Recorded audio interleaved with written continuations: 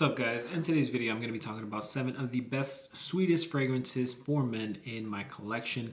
I'm not a big fan of very sweet fragrances, but I do have a few in my collection, and I have to be in the mood to wear some of these. I kind of just wear all the time. So let's go ahead and get started. Let's go ahead and start off with the staple and pretty much sweetness. This is a fragrance I do love. I do have to be in the mood for this fragrance just because of how sweet and how Chloe could sometimes be. It's going to be Angel Share. Pretty much when I put this fragrance on, I have to be prepared for it to last all day on my skin. But it's also a very good compliment getter if you're interested in a sweet fragrance as a compliment getter. I wouldn't necessarily wear this fragrance for summer or like the heat. Maybe you could pull it off at night with light sprays. That could probably work, but I wore this mostly during fall and winter. I need to get a few more wearings before the winter ends just because I probably haven't reached for this in a while. I tend to reach for it more towards holidays just because it kind of gives me that holiday feel. Somewhat with the, kind of like a Christmassy feel with the cinnamon and, boozy notes and all that kind of stuff. So, but yeah, I definitely do need to wear this a little bit more often. Next, one of the fragrances from this house. I was contemplating two, but I decided to go with this one just because the other one might go up for sale soon. It's going to be Argos Breath of Venus. So I believe this is a unisex marketed fragrance. It's sweet, but still kind of fresh. You could probably wear this one year round. It's like a sweet, fruity, not thick enough to be only like a cold weather scent. I think, in my opinion, at least, I could see myself wearing this in the spring. I could see myself wearing this at night during the summer. This is actually one of the fragrances. Well, this is actually the fragrance that made me purchase my first Argos fragrance. This was actually my first Argos fragrance. Well, technically it was two because I got this one with Triumph de Bacchus. I did have samples from Neil that I kind of came back to and sprayed. And this one was the one that blew me away out of all the other samples. Yes, I tried Danye, I tried Breath of Venus, I tried Triumph of Bacchus. This one was the one that captured my attention the most, and Triumph of Bacchus was my second one. So I purchased both of those. I was going to put Sacred Flame in here. It kind of smells like Stronger With You. Decided not to just because that fragrance I might sell soon. Just because if I wanted something that smelled like Stronger With You, I probably would just buy Stronger With You, the original one, which I used to have. High quality and on, yeah, about $100, around $100 that you can find on Fragrance Buy whenever it restocks. For a 30 ml compared to under $100, Stronger With You, kind of doesn't make sense to me. But yeah, Breath of Venus, very good, fresh, sweet scent. My fiance actually loves when I wear this one. I don't wear it too much, again, but when I do wear it, she always gives me a compliment. Next, if you guys saw my video with my fiance, this is a sweet fragrance that seems to be growing on her. I haven't really worn it too much, but it is growing on her from when we did this, her ranking those fragrances. So this is going to be Tabacular. So Tabacular, yes, it has a tobacco note in it, but it's like a honey sweetness that it also has. This might be probably the most masculine sweetness in this video. Let's go ahead and spray it just because I haven't sprayed it in a while. A little smoky tobacco covered in honey. If that makes sense. Smells great. Masculine. Like I said, the most masculine one in this collection or in this video. Next, this is going to be one of my favorite fragrances. People say it smells like Amen's, Mueller's Amen, or whatever it is. I have no idea. Intoxicated by Killian. I've loved this fragrance since I had the You're Drugged by Amir clone. And I kind of just got that on a trade with someone else. I got the clone of Angel Share, and so it was like a 2-for-1. I think I sent him the bottle of like, it was like a Gucci Guilty swap for those 3 clones. Those were 2 of them. Fire Your Desire was the Angel Share clone. You're Drugged was the Intoxicated clone. And I was like, I'm probably just going to hate that second one, but I was in the phase that I wanted to try everything. Didn't really care. So made that swap, and I fell in love with the clone. I was like, I have to get the real thing. So this was actually one of my first niche purchases. Definitely my first Killian purchase. And I have a few Killian fragrances. Maybe I only have 2. I've tried a few though. But Intoxicated is like a powdery sweet fragrance. So yeah, I'm giving you all kinds of sweetness in this video, not just a certain type of like cloning sweetness like a designer.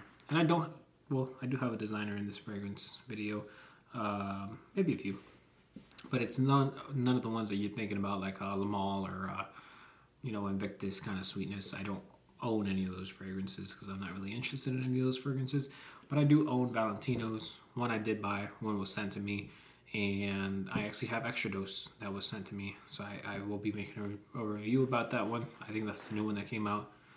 But yeah, we'll try that one when it gets here. Next is Aurum. This is my second bottle of Aurum. Strawberry sweetness. I like wearing this one nighttime. I'm just spraying everything at this point. This is a different kind of sweetness. You might not have anything that smells like this fragrance in your collection. Like I said, more of a strawberry sweetness. Not as in, I'm not sure, like a female perfume that uses a strong strawberry note like this. This is like a slight, not jammy, but kind of strawberry note.